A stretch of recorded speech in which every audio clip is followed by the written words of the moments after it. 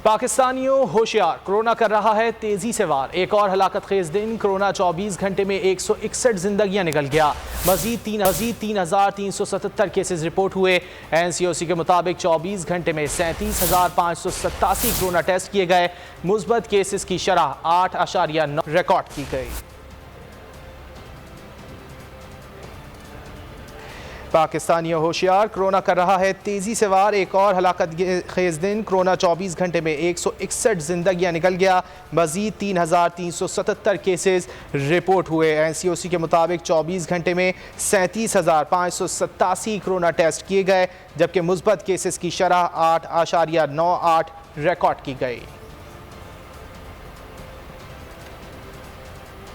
ए नूरे खुदा, नूरे बसीरत की तलब है।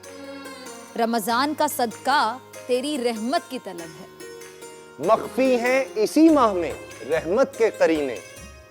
गर्दाब से निकले हुए बख्शिश के सफीने। गोया है तेरे इश्क में हम सब बराबर। मजलिस को तू गुलदस्ता फिरदौस बना दे। रिंदों को सनाए शहलौलाक पिला दे।